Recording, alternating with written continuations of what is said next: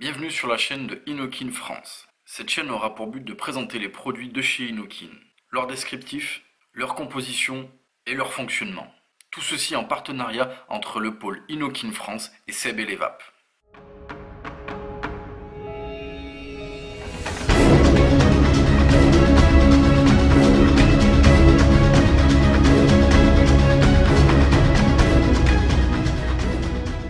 Aujourd'hui, découvrons ensemble le kit Endura T22.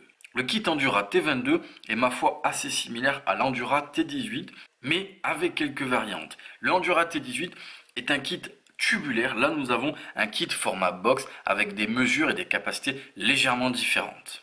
À l'intérieur du kit, nous retrouverons la batterie format box Endura T22, bien entendu l'atomiseur Prism T22, un cordon de rechargement, deux drip tips 510 de remplacement, ça se voit pas bien à la caméra, mais il y en a un noir avec un embout plat et un bleu avec un embout rond, sachant qu'il y a déjà un drip tip monté sur le Prism T22.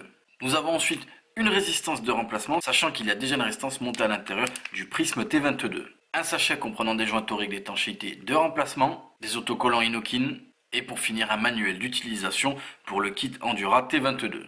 Ici, au niveau de la batterie, on le voit, on a une connexion type 510. On a ici un seul bouton, le bouton Fire. Pour la démarrer, il faudra cliquer 5 fois sur le bouton. On le voit, ça clignote. Il y a plusieurs LED, bien entendu. Comme d'habitude chez Inokin, les LED vertes sont des indicateurs de batterie. La verte veut dire que la batterie est pleine. La jaune veut dire qu'elle commence à être un petit peu déchargée. Et rouge, ça veut dire attention, j'ai bientôt plus de batterie. Ici, on voit la connexion micro USB afin de pouvoir recharger sa batterie. La batterie Endura T22 a une capacité de 2000 mAh. Vous le voyez, je vous l'ai dit, ça diffère un petit peu de l'Endura T18. Elle accepte les résistances entre 1,2 et 2,5 ohms et enverra au maximum avec la résistance la plus basse, c'est-à-dire 1,2 ohms, elle enverra environ 14 watts. Ici, nous avons l'atomiseur Prism T22. Là, pour le coup, pas grand-chose de différent avec le T18, si ce n'est la contenance. On a ici au sommet un drip tip 510 que nous pourrons enlever pour pouvoir mettre un drip tip 510 de notre choix. Nous avons bien entendu le top cap que nous allons pouvoir dévisser qui est équipé de joints. Ici, ça nous laisse apparaître la résistance. Il suffira de pencher son atomiseur et de le remplir sur le côté. Dessous, nous avons ici une connexion type 510. On le voit avec deux arrivées d'air qui donnent sur des légers trous au niveau du pas de vis. Bien entendu, vous l'aurez compris, c'est un atomiseur comme le T18 qui est fait pour de la prise indirecte. D'abord, ça veut dire d'abord dans la bouche, ensuite dans les poumons, avec un tirage assez serré pour copier au mieux le geste et la sensation de la cigarette traditionnelle. Ici, je vais pouvoir débloquer mon bottom cap qui va servir en fait d'étau au niveau de la résistance et je pourrai bien entendu saisir ma résistance et la sortir. Ici, on le voit, il y a deux manchons en métal plat, je ne sais pas si ça se voit correctement à la caméra, et ici la collerette au niveau de la résistance, il y a deux côtés plats car il y a un sens pour monter la résistance dans l'atomiseur. En termes de résistance, les seuls disponibles pour le moment sont de résistance à 1,5 ohm.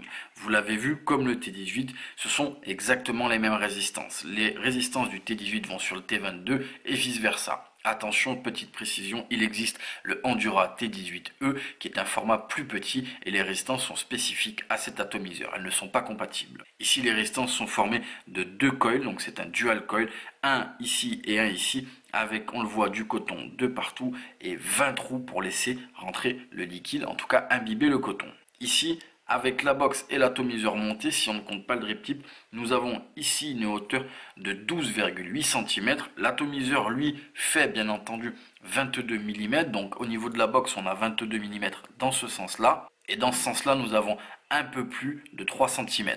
La capacité au niveau de l'atomiseur est de 4,5 ml. Et vous l'aurez compris, je pense la même chose du T22 que du T18, si ce n'est la forme. Là, tout simplement, Inokin a voulu charmer ceux qui sont et qui apprécient le format box, mais avec une box ma foi assez petite, toujours dissimulable, on peut la mettre dans son sac. En ce qui concerne les capacités, en tout cas le rendu au niveau de l'utilisation, bien entendu là aussi, Inokin a ciblé les primos, c'est-à-dire les gens qui veulent arrêter de fumer, avec quelque chose de simple, de ludique, et qui bien entendu leur rappellera leur cigarette normale. Le kit est disponible en plusieurs coloris. Ici, on le voit, une sorte de bleu cyan avec des traits ici noirs. On a aussi une couleur complètement noire avec ici des traits rouges. On a une couleur gris métal avec ici des bandes bleues. Et enfin, une couleur fuchsia, complètement fuchsia, sans bande de couleur ici. Et pour finir, on va tester ça. Vous l'avez vu, ça fonctionne bien. On n'a pas un gros nuage de vapeur, mais c'est pas fait pour, bien entendu. J'ai un liquide qui est en 50-50.